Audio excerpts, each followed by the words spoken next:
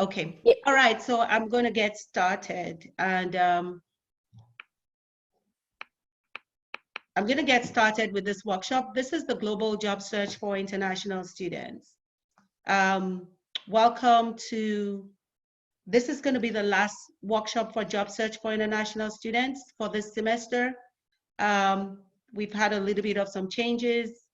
Everybody's aware of the situation. I'm going to give a brief overview of UCS services for those that have not been to our office, and then I'll share some of the services and the resources that we offer. So we offer career counseling, networking events. We have some resources such as the SMART Resume, VMOC, vocational assessments, the Career Closet, and COUGAR Pathway.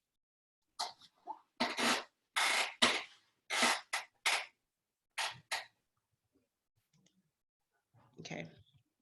COUGAR Pathway is the online database for students and alumni. If you have not been to our office and if you're not familiar with COUGAR Pathway, you can put something in the chat box, and then we'll reach out to you and we'll give you more information. Just because of the content of this workshop, I want to quickly go ahead and cover as much as I can cover in the time that we have. But if you need more information, we can always I can always reach out to you after that. But COUGAR Pathway is an online database for current students and alumni. This is where you can search for on-campus jobs, internships, and full-time jobs. On COUGAR Pathway, you can also upload your resume and your cover letters for review. So once you upload your resume or your cover letter, one of our career counselors will look at it, we'll review it, and then we'll send it, we'll give you some feedback. If we think that there's anything that you need to add to it, or if we feel like you need some work done on it, then we'll have you come into the office so we can help you one-on-one. COUGAR Pathway is also where you would have the opportunity to RSVP for the events that we have. And in COUGAR Pathway, you'll be able to see a list of all our workshops and all our special events. COUGAR Pathway is also where you can schedule a career counseling appointment if you need a one-on-one appointment.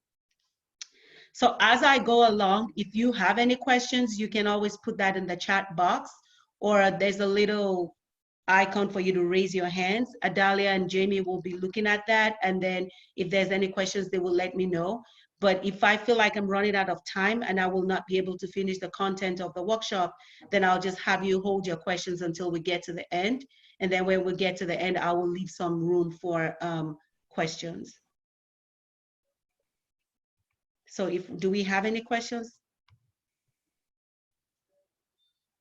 No? Okay. Mostly people are who are in the chat are saying that one person is looking for summer internships. Okay. Another person is in electrical engineering and looking for a job. And then a third person says that they are supply chain management, not looking for an internship or job right now, just want some general information. Okay. All right. Thank you so much, Adalia. So as an international student, once you come to school here in the United States, as a student or after graduation, you have two employment options.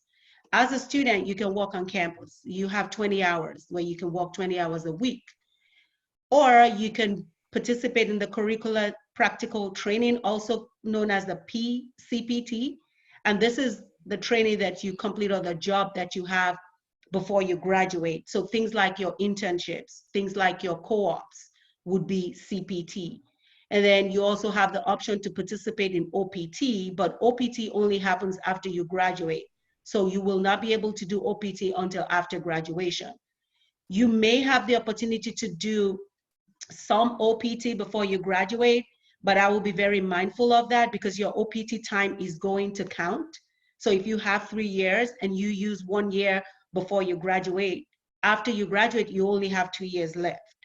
But your CPT is pre-graduation. This is something that you can use before you graduate, and it doesn't count towards your OPT. So as a student, you only have the option of working on campus, no more than 20 hours a week. You have to be very mindful of that. I would say keep it to like 18 and a half, maybe 19 hours. You have to be very careful with the 20 hours because if you go over 20 hours, then you will be in violation. So make sure that you keep it at 20 hours a week. and that you continue to monitor that. Now, after you graduate, you have the option of remaining in the United States using your OPT, and after your OPT, trying to figure out how to change your status to H-1B and then get on to get your green card. Or you graduate, have your American education, and then you leave the United States and you may return to your home country, or you may return to another country of your choice and use your American education over there. Okay, I think there's some people in the waiting room. I just want to let them in. Okay, so 2 options. As a student, OPT, CPT. After graduation, you remain in the United States, or you can leave to go back to your home country or any other country of your choice. First thing you need to know as an international student, you have to define your goals. And we ask that you do this as soon as you get to the United States and you start your education. And I'll tell you why that is important as we go along. First of all, you have to define what are your future career aspirations. Why did you come to the United States to get an American education? You have to figure out what you want to do with your American education. What do you see yourself doing after you graduate in the next couple of years? What are you passionate about? How will you market yourself with your American education? Those are some of the things that you will begin to think about as you look at your future career aspirations. Then you also begin to look at what else do you need to learn as an international student? How are you going to learn it? How are you going to learn the skills that you need? How are you going to get the experience that you need? What type of experience do you want? What type of experience do you need? What are you going to do that is going to get you closer to whatever your career goals are? So as an international student, you may come into the United States not sure exactly what it is that you want to do, but shortly after you get here, you have to be able to know, okay, these are my career goals. This is how I'm going to get to that goal. These are the skills that I need. This is the experience that I need that will take me there. Also, you have to look at what are your specific needs. Do you need to be looking towards a career with a company that is a global company, meaning that they're represented here in the United States and outside of the United States? You also begin to think about what country would you like to go to other than the United States? If you want to become a global candidate, would you want to go to any other state outside of the United States? And if you would want to do that, for example, some people don't mind going to Canada. So if you want to go to Canada, do you know where Canada is? Do you know anything about the country? Are you comfortable with working in Canada? What do you need to know to be a Canadian, to work in Canada? When do you want to start working? Do you want to start working right after you graduate? Do you want to maybe complete your bachelor's or your master's and get a PhD, or do you want to further your education? What do you need? Above all, you also need to know, do you need any type of sponsorship? Because at the end of it, as an international student, after your CPT, your OPT, if you choose to remain in the United States, then you will be looking at a company that at the long run, they will sponsor you. You also have to know, what are your employment options working in the United States? Some companies will only accept H-1B candidates. Some companies, they're open to CP, OPT. Some companies, I've seen that happen, they'll just go out and sponsor you right away for your green card. So you have to know what are the options that are available to you, depending on what your goals are and what your career goals are. Now, if you decide you want to work in the United States, or you want to do a global and you want to globally work outside of the United States, there are a couple of things you need to know. Number one, research, and more research. Research is not just where you Google stuff and try to find stuff out of Google. Your research is going to be very in-depth. You have to look at the industry, the area of study, what is the skills that you have, what are the experiences that you have, how is that relevant here, how can you make it relevant? So you have to do a lot of research. And the research that you do is going to be an ongoing research, so you have to continue to do research over and over again. The other thing is, you have to understand the application process and how this applies to you as an international student. So as an international student, there's a timeline, as is with a US citizen too. So it can take anywhere from a month to 2 months from the time that you apply for a position before they even begin to shortlist candidates. So what I'm trying to say is, if you're going to graduate in, let's say, the end of the spring semester, you really want to start your job search at the beginning of the fall semester, because it might take you about 2 semesters for you to go through that application process. Also, you have to know what is the appropriate workplace culture in the United States. What is acceptable here? What is not acceptable here? What do you need to know about the workplace in the United States? For example, what type of work culture do you want? What type of work culture are you interested in? You have to understand the different organizations, the different industries, what is expected from the different industries, especially the industry that you're interested in. You also have to be willing to learn and integrate into the culture and the activities around the culture here. You have to understand what it means to live and work in America, because it all comes together. At the end of the day, the employer wants to know, are you a good fit for their company? Are you a good fit for the industry? And you also want to know, are you a good fit? Is the company a good fit for you? Or is the organization a good fit for you? Like I said before, you start your job search 6 months to a year prior to graduation. It will take that long.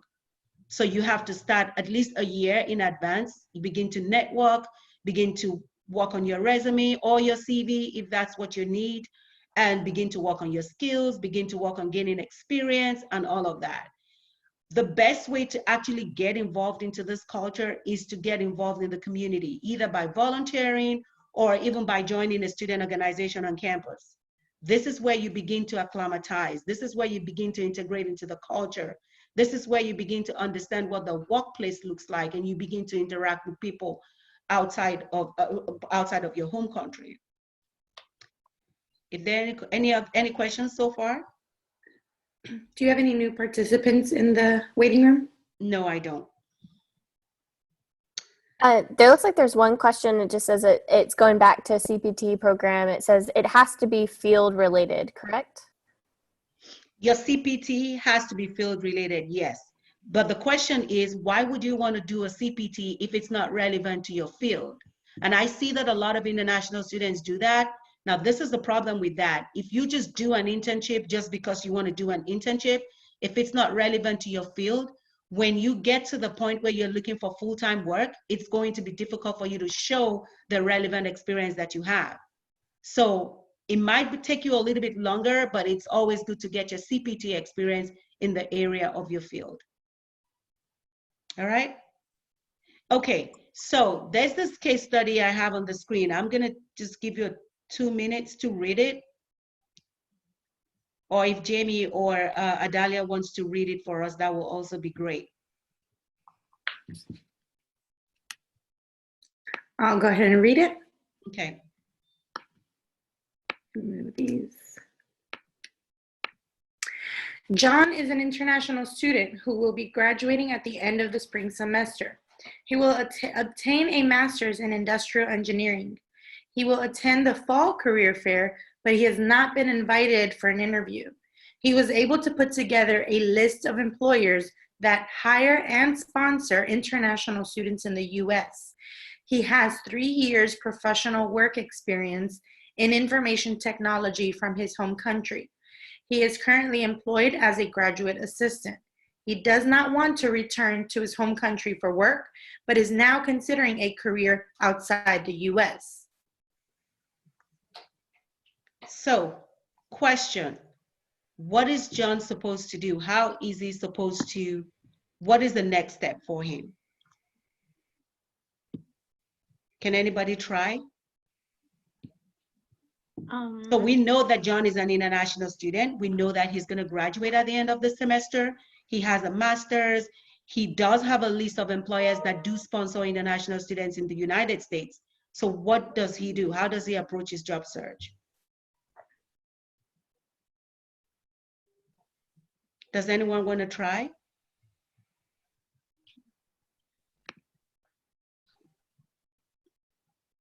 He can see if he likes working in the US, and then what the working culture he would like to be. Okay, Does anyone else want to try?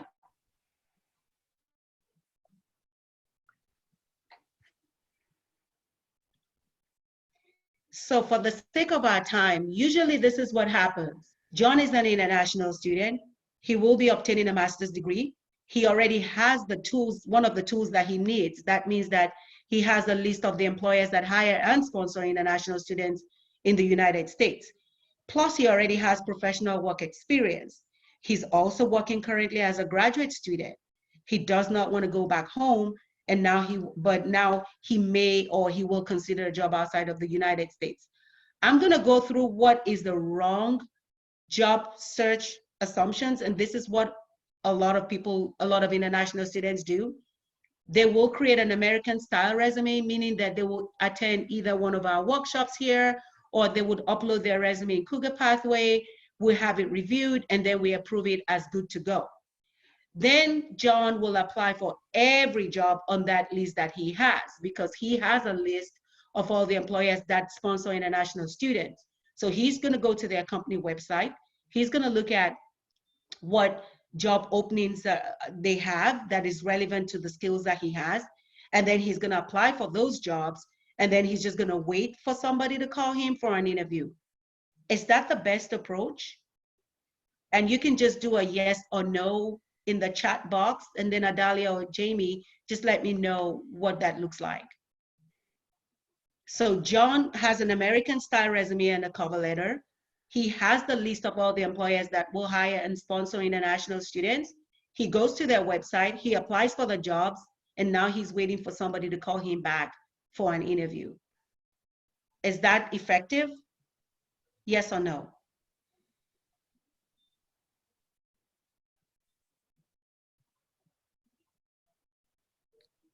We've gotten 3 no's so far.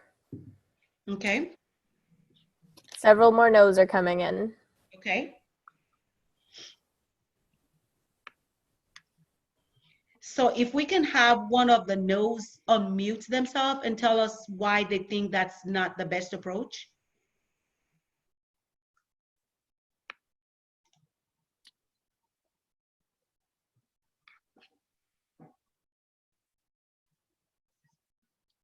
Can anyone do that real quick? Because I just want to get the feedback. I want to see why we're saying that's not a good approach.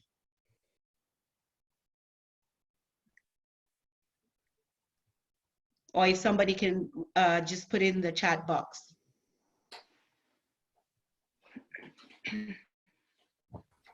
Someone did write, they wouldn't know about our status.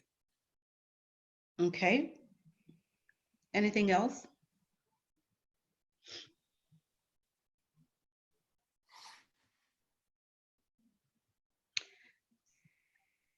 Okay. You wouldn't stand out as an applicant. Okay.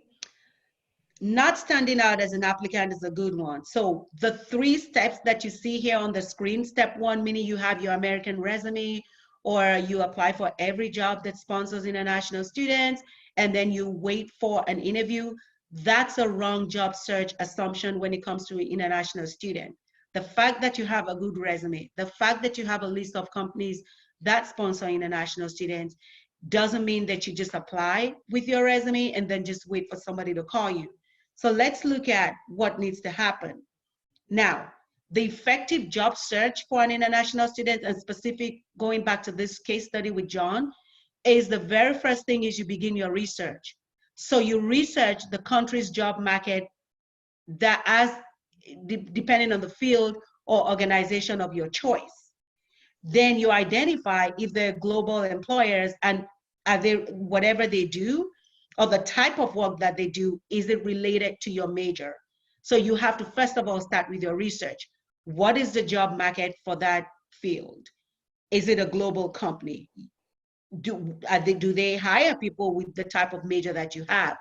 Considering the major that you have, how relevant are you going to be to them? Do you have experience that they need? What type of skills do you have? What do they do as an organization? Do they use international students? Do they hire international students? What is the job outlook in that area? After you do that, you begin to develop what I call your application tools. And this will be a strategic resume, a cover letter, a portfolio, and all this would focus on your skills and your experience. And when I say strategic resume, I mean that you're intentional about your resume. Your resume is showing the skills that you have, the experience that you have, how that is relevant to what the job that you're applying for. You also have to know if you decide to apply for jobs outside of the United States, what is the requirement for the countries that you're interested in? Because you may have something as a requirement here in the United States, but it may not be a requirement in Europe, for example.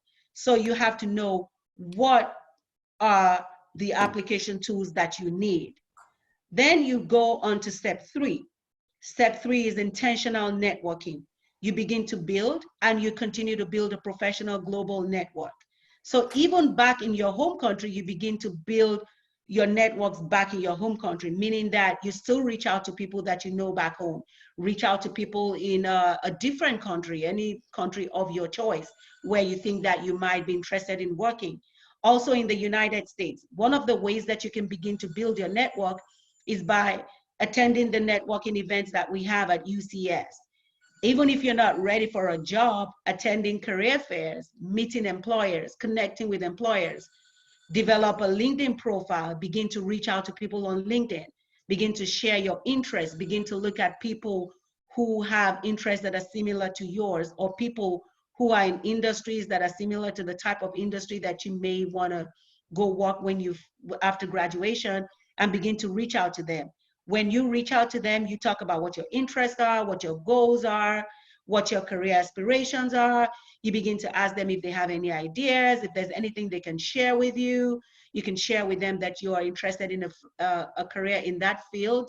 Do they have any tips they can give you? What type of things do you need to do to prepare yourself for a career in that field? Just begin to build your network. Now, after you do that, then you ask as many questions as you can from all the connections that you have, or you can even reach out to some of these companies that are companies of interest to you and begin to get information from them. What type of skills do they look for in their employers? How many years experience are they looking for? What type of experience are they looking for? You do all of that. After you do that, then you get to step 5, which is now when you begin to apply for jobs. Hopefully you have a referral for someone in your professional network. So for example, you've done your research, you have all the information you need, you know what it is, the skills that the industries require, you have a really good professional network. Now you see a job, or now you see an organization or industry that you're interested in, now you want to apply. You can either reach out to one of your professional networks and tell them, hey, I see a position here, I'm trying to apply for this position, I'm interested in this position. Would you happen to know the hiring manager, or do you know anyone in that department? If you've done your networking well, you may be able to find somebody in that organization who can say, yeah, I'll see what I can find. And they'll give you whatever information they can find. Or you can apply for the job and then reach out to one of your professional contacts and say, hey, I just applied for a position in your company. Could you please follow up? That's the effective way to do the job search. So Quick question, Ayo. Yes. Going back to step number 2, I believe, I think it was the slide right before this one. Yes. So you have develop application tools, and within this, create a strategic resume, cover letter, and or a portfolio. Yes. I have a question in the chat that says, what kind of things would be in our portfolio? I know typically it depends on the industry, but can you make any recommendations for what could be some options that could potentially be in one person's portfolio? Thank you. So it really depends on the industry. For some people, especially international students that have prior professional experience before coming into the United States, they might have worked on some unique type of projects, or they have certain projects that they've done, or maybe some special type of certification or unique skills or something like that. And we say your resume shouldn't be more than a page, maybe a page and a half, depending on your experience. You can put all those things together in a portfolio, because now you want to show the employer that in addition to what you're already doing here, this is what you've done. So when I say strategic resume, as an employer, or for you as a candidate, you want the employer to be able to look at your resume. They see some of the work experience that you have outside of the United States, but they also see some work experience in the United States. Your portfolio can add value to what you're already doing here and show the employer that you have a little bit much more. But then it's also going to depend on your industry. Did I answer the question? Yes, thank you. And I have another question in the chat that says, does UCS offer any resources for how to conduct research, like a website or a worksheet? And I'm gonna go pull up the link because we do offer a free worksheet that's titled Employer Research Worksheet. I'll send that. Okay. And then someone else wants to know, would high school internships also count in this scenario? They say, okay. Hold on, they say it was a big internship in a lab amongst big scientists, but would it seem impressive if it's from high school? So typically for international students and non-international students, after your freshman year, if you're in a 4-year program or if you're coming in for a master's program, everything high school has to drop on your resume. Because by the time you get here in a master's program, in a grad program, or by your sophomore year, everything high school needs to drop because we're hoping that you've already acquired more skills that is going to add more value to your career goals. However, if it's a major project that you feel like is very relevant to what you're going to be looking for, you can always hold on to that until when you get to the interview phase. Because when you get to the point where the employer is interested in you and they have you come in for an interview or a Skype interview, you will get those behavioral questions that will ask you to tell them about a time that maybe you worked on a project or sometime or something like that. Then you can use that project, or you can use your experience without necessarily saying this is in high school. You can say something like, you worked once on a project that you did XYZ, and then you can share what it is that you did. So yes, that experience is still relevant, but not necessarily having it on your resume, but using it for when you get to the interview phase. Thank you. Okay. So do your research. Make sure you have the right application tools. Be intentional about your networking. Get all the information that you can. That's very, very critical. You have to know, for example, that the industry that you're interested in, they do and will offer you OPT, because there are some industries that will not offer you OPT. You also have to know if the major that you're currently in your major, you are eligible for OPT, because there's some majors that are not eligible for OPT. So you have to get all the information that you need. Then you begin to apply for the job. So moving on, what are some of the assumptions that employers have? So employers sometimes are very concerned about students, international students, and their communication and social skills. That's one of the things that they look at, is like, is this person going to be a good fit for our organization? Can they communicate? What type of social skills do they have?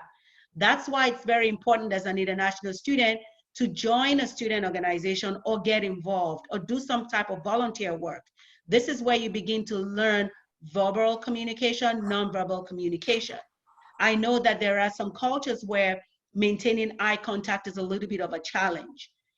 Now, that's something that in the American workplace, you have to maintain eye contact.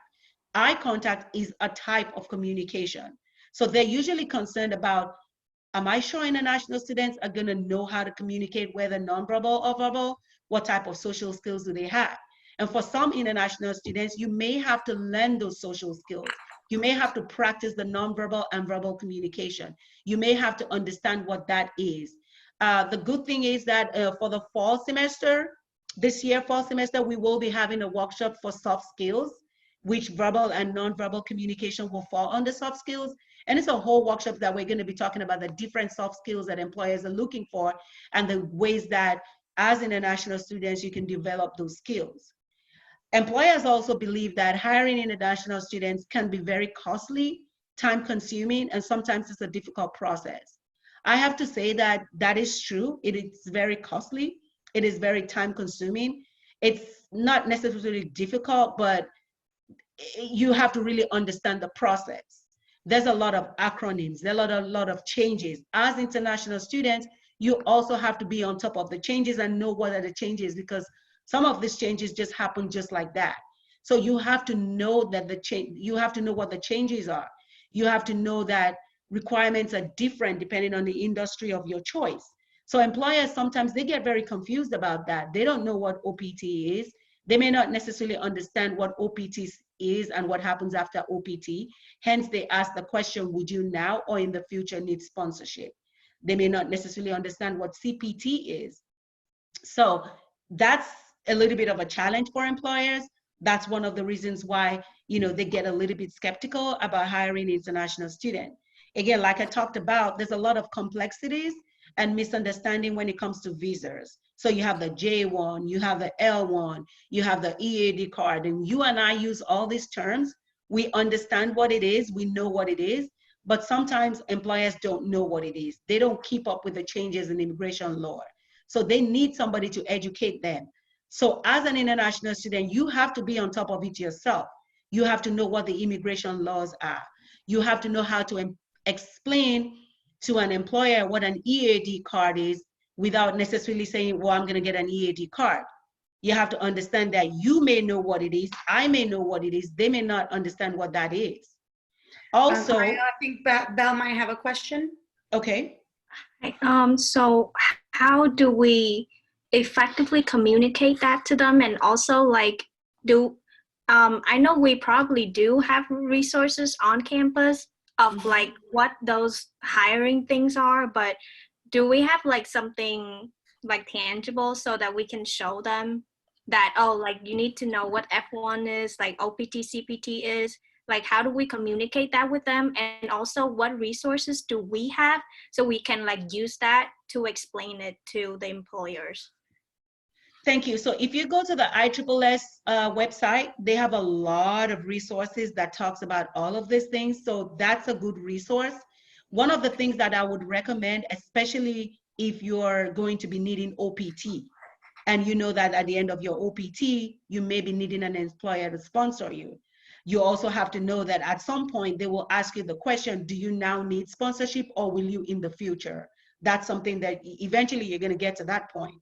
So what I would recommend is that you have a generic cover letter that carefully addresses that without necessarily using the EAD, the OPT. So you can have something as simple as a student in the as a current student here in the United States, yes, you are international, but you're still a student.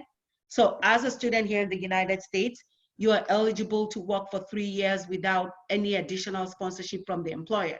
So bottom line, what you're telling the employer is, I can work for an additional 3 years and I don't need anything from you, because you really don't need anything from the employer to complete your OPT. So your cover letter, so as international student, you have to have a cover letter. Your cover letter is where you, in a very strategic way, address the fact that yes, you can work for 3 years without necessarily needing anything from the employer. Because here's what the employer thinks. The employer is looking at international students. They don't quite understand what CPT, OPT is. The first thing they're thinking about is, okay, I need to figure out how to get a green card for this employer. And that might not necessarily be true, because you have 3 years where you can work without necessarily working with a green card. You can work with your OPT, and anything can happen within the 3 years. We can have immigration laws that change and will allow employers just to sponsor people. The lottery system, maybe that can change. I mean, we don't know that, but these are things that we don't know. So you have to figure out a way to put it in your cover letter as generic as you can make it, so that when the employer reads it, it's very simple, in very plain, simple language. Oh, I don't need to do anything. This person can work for a company for 3 years. But when you begin to say things like OPT and then EAD, and then I've seen to where some people will even tell the employer that, yes, if you offer me a job now, I have to go through OPT and then wait for it to be approved, and then I'll get my EAD. That's too much information. That's not what the employer wants to hear. The employer just wants to know that, yes, if I hire you, you can start, work for 3 years, and then we'll take it from there. So yes, you can get resources on the ISSO, and at the end of this presentation, you will have my contact information. I would strongly encourage that you email me, and then we can have a one-on-one session, because it's also going to be on a case-by-case basis. Thank you.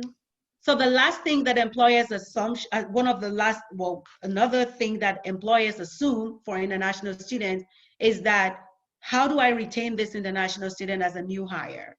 So if I hire this international student, do all the training that I need to do, spend all this money to bring them in, am I sure they're not going to leave after 3 years, or after they get the green card, then they're going to move on to another employer?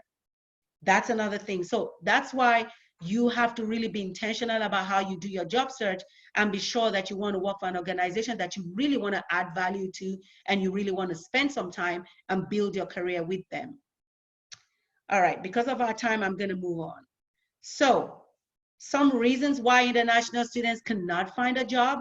Number one, sometimes international reject themselves even before the employer rejects them, and they do not ask for help. What do I mean by that? I have heard many international students say, well, I'm not going to apply to Shell because they don't hire international students. I'm not going to apply to Schlumberger because they don't hire international students. I'm not going to apply to the University of Houston because I've heard they don't hire international students. My question is, where are you getting this information from?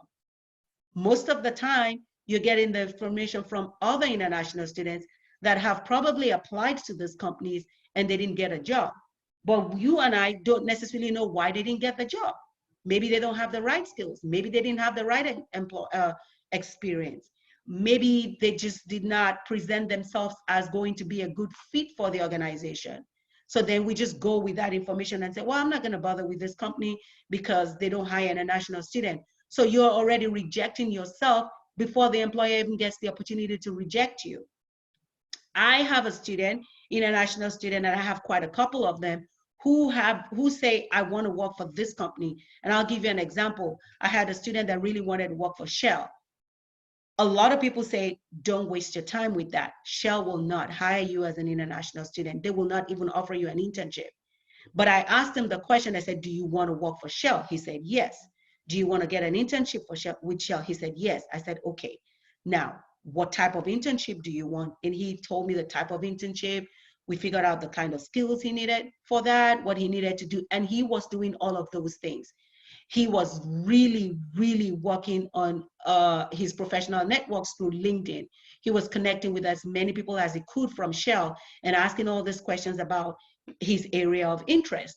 And then his resume looked really good. He had a really, really good connection pool on LinkedIn. Eventually, he applied through Shell, and then he reached out to one of his connections on LinkedIn, and he said, look, I'm applying to this position here. It's an internship with Shell. Can you find out more information? Do you know the hiring manager?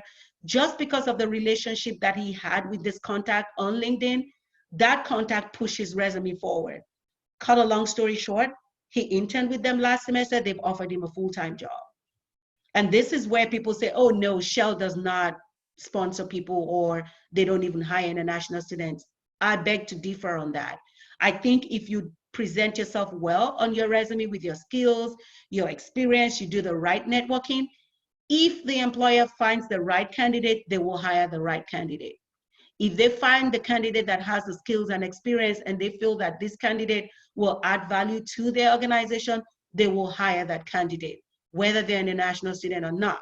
So you should spend a lot of your time trying to figure out how to showcase your skills and your experience, as opposed to rejecting yourself before the employer even has the opportunity to do that. Another reason is the fear of networking.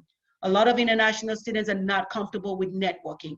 So that's something that you have to develop the skills. And that's why we say for you to attend some of the events that we have on campus, so that you begin to get comfortable with networking, because that's going to be one of the fastest ways that you can get yourself to the top of the line for an employer. Also, not knowing how to do American style of self-promotion. In the United States, it's okay to talk about yourself. And I know that there's some cultures that it's sort of not comfortable for people to talk about themselves. Sometimes it comes across like pride, or it comes across like, you just don't talk about yourself. In the American culture, you should be able to talk about yourself. Talk about your skills, talk about the experience you have, talk about how hard you have worked to earn your degree and what you've done and the skills and the experience you have and how that can benefit the employer. So that's something that we need to learn. So these are 3 reasons why international students sometimes find it difficult to get a job. Don't reject yourself before the employer does that. You have to master the art of networking. And then you also have to know how to sell yourself and promote yourself the American way.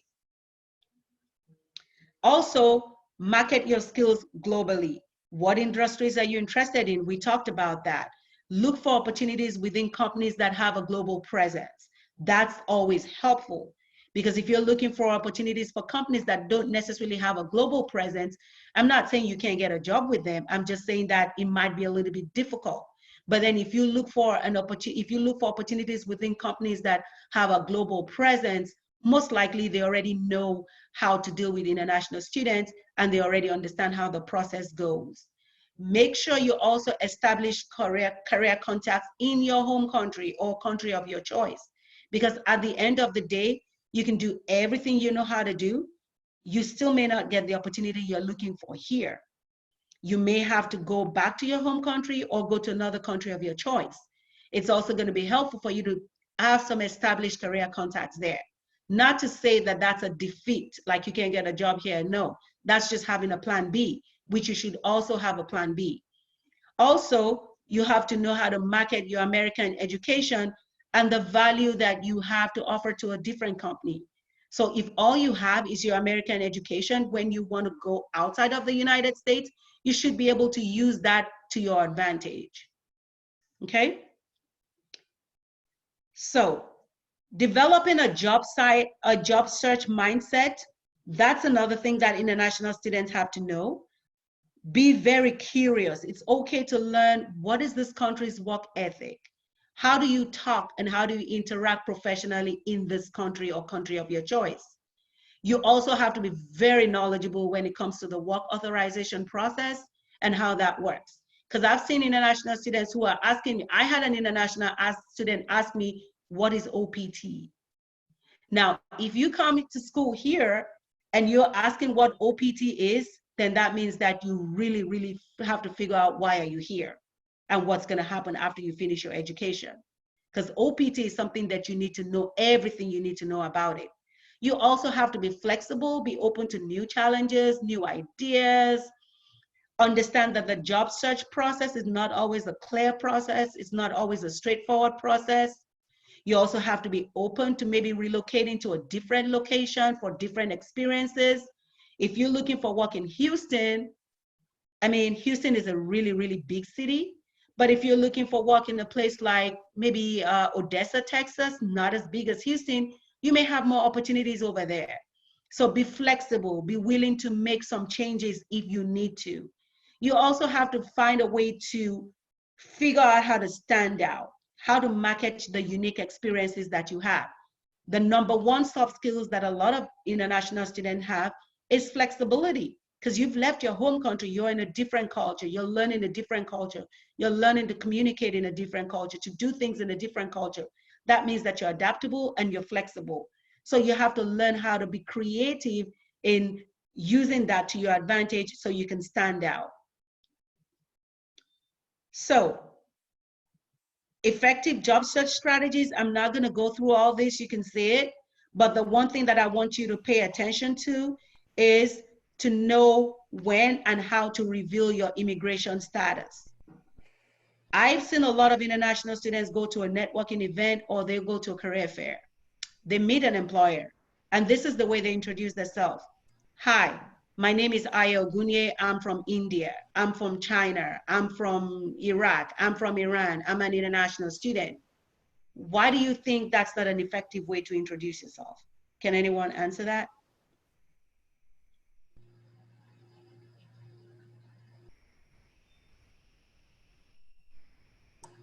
Does anyone want to try? People are less willing to hire people from other places.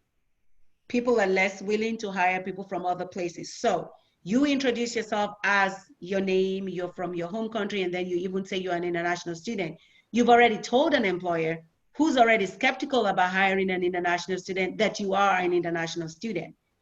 When we say you don't have to talk about your status until you get to the point where they've absolutely asked you or they've offered you a job. but you've already put it out there. So if you have an employer that doesn't quite understand the process, the minute they hear that this is who you are, you're an international student, they just say no right away. So be very, very mindful about that. Introduce yourself using the elevator pitch that we talk about. Introduce yourself, your status in school, your classification, if you're a grad student, what your major is, the skills and the experience you have, and the value that you can add to the organization. That's all they need to know. They don't need to know anything about your status yet. The other thing is you have to also look for a professional or a personal mentor. It's very helpful because if you have a professional mentor, they can help you along the way. They can also help you with personal issues that you may have regarding career goals or professional goals. So these are some of the additional things that you can already do to what you're doing as far as your research, having a good resume, developing a social media presence, and all of that. How will you suggest on finding a professional mentor?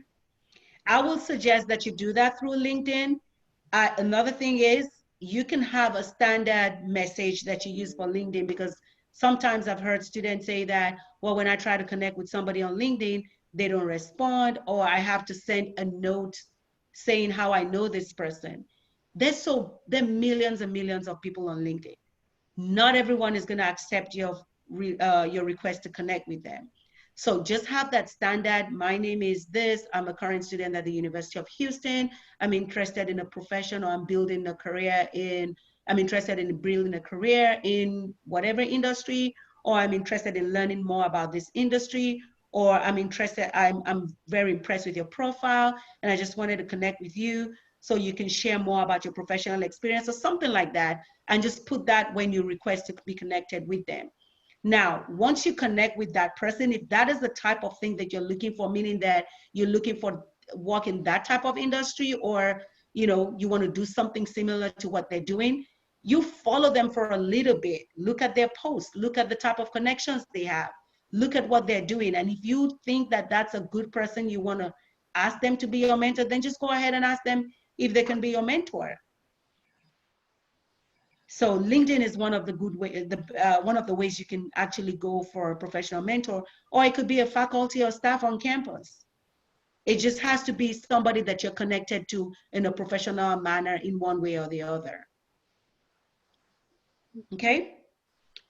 So these are just some websites that are really, some resources that are really good as an international student. They're live websites, they update it all the time. You can take a picture of it, you can screenshot it, you can do whatever you need to do. And if you need it, if you email me, which my email will be coming on the next slide, I can forward this presentation to you. I can send you some more resources. But just every now and then, just go to these resources and just see what's out there. This is where you're going to see new information. There's another website goingglobal.com. There's a lot of information on it. So just see what's new, any updated information, anything you need to know, any new changes to immigration law. I mean, it's usually updated, so there's a lot of information on it, and that's always helpful. All right, another resources, the ONET College Board. If you need this, I can send it to you, email it to you. My Visa Jobs, that's really good, because you can see most of the companies that have sponsored international students. You can start from there, reach out to them, try and connect to someone in that company on LinkedIn, one way or the other. And this is my contact information, my phone number and my email. If you want to email me, if you need more information, if you need to schedule an appointment. For now, we're doing our appointments virtually online by phone. If you email me, I can schedule an appointment with you. It will have to be a phone appointment, but we can make that work. Are there any questions? There are a few. Just somebody earlier had a question about like how to connect via LinkedIn, but I think through our conversation, it seems like that was answered. I did share a link just to the workshop on informational interviewing. So I think a nice way, if you're nervous about reaching out, is people love talking about themselves. And so, as Io said, if you're like, I'm impressed with the work that you did, I wanted to ask you a little bit more about your journey. That could be a helpful worksheet if you're interested. And then there's just a kind of a little bit of a conversation around when doing your research for companies. People were saying that if that company has a branch in your home country, that can sometimes help if you ever had a visa problem, or you wouldn't have to lose a job, but maybe you could get transferred, or maybe you start at home, and then if they have a branch in other countries, maybe you start at your home branch and then you could branch out. So just some conversation around the potential benefits of that. Okay, great. Someone did have a question. Segun wants to know, I just want to confirm that you do not need to go through co-op to do CPT. I would suggest that you contact the department, your department, and talk to them and ask them, because they're different companies. Requirements for co-op is a little bit different. It depends on what your major is. Depends on how they look at the CPT. So I will start from the department first.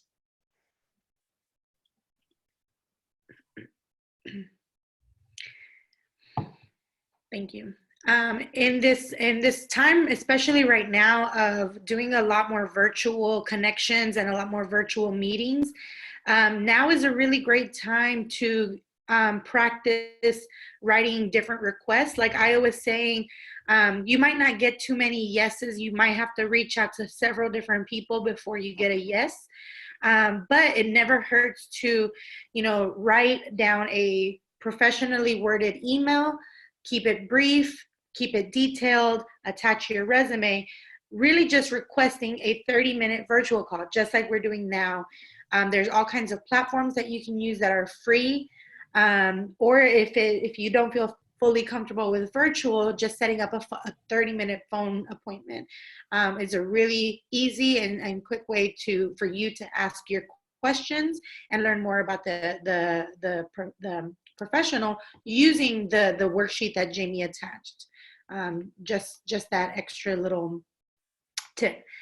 Someone wants to know, I belong to Bauer and have a Bauer format resume. Can I use the same resume for all applications within the US?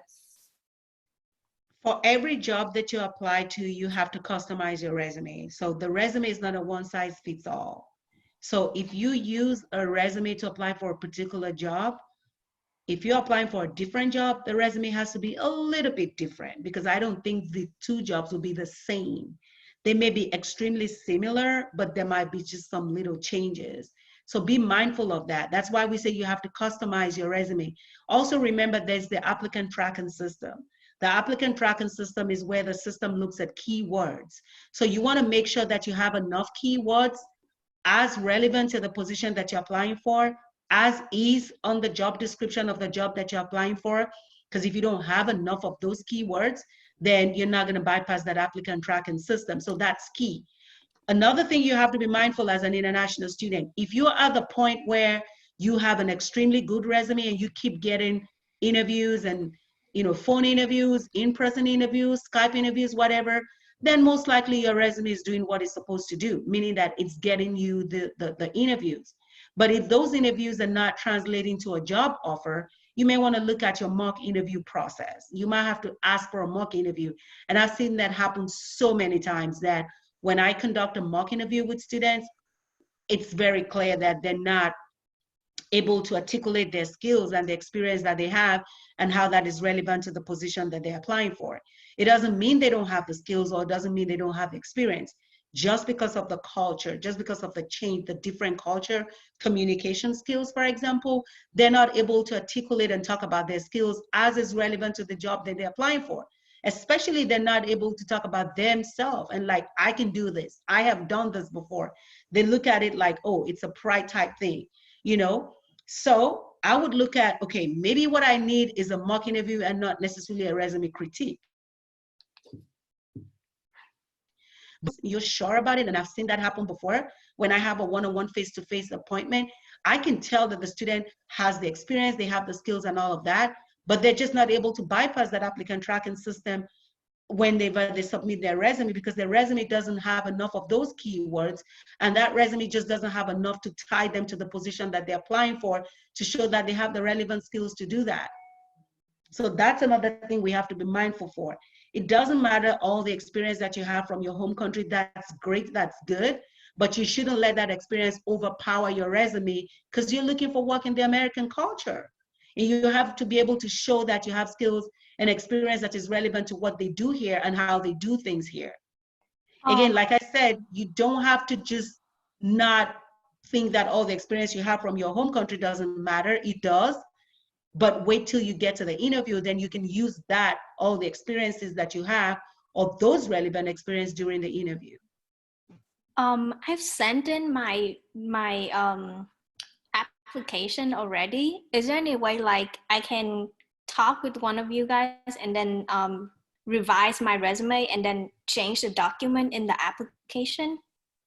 Yes, there's a way you can do that. That's my email. If you want to email me after this presentation, I'll be glad to take a look at your resume, and I'll be glad to talk to you. I don't know when you apply for the job. You can withdraw your application and then put an updated resume on there if you want to. Because remember, whenever you upload your resume in the employer system, your resume is already there, you know, but you can always withdraw that and always replace it with, apply with another resume, yeah. Thank you. You're welcome. I think we have one or two more questions, if we have any.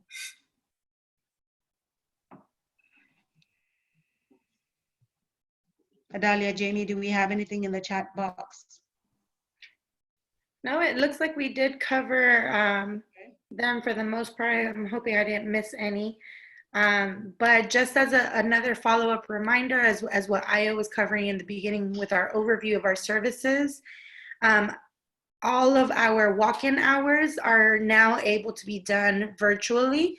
And so if you don't know how to access this, simply visit our website, go to uh.edu, and actually I'll type it in, uh.edu/UCS/. As soon as you hit our homepage, down at the very bottom corner, the bottom right corner, you're going to see a box that will say, need help? Chat live. Whenever you see that box is red, that means that there is a counselor who is there available to answer quick questions. You can even attach your resume and get a review, as long as it's during those hours that we're available. And so that's going to be Monday through Friday. Monday through Thursday is going to be morning time, 9 to 12. Afternoon is 1 to 4. And then on Fridays, it's going to be in the afternoon. And we are more than happy to take you as a drop-in appointment and answer quick questions virtually, so that you don't feel obligated to come into campus. We will be doing that for the next 2 weeks, and we will keep everyone posted. So stay connected on our website as well as Cougar Pathway for that. All right. Thank you so much, Adalia. Thank you so much, Jamie. And like I said, if anyone is interested in this PowerPoint, or if you're interested in, if you have more questions, or if you need more time, or you need me to help you work on your resume, or you need a copy of this presentation, just send me an email and we will connect. Thank you. Thank you, everyone. Thank you very much.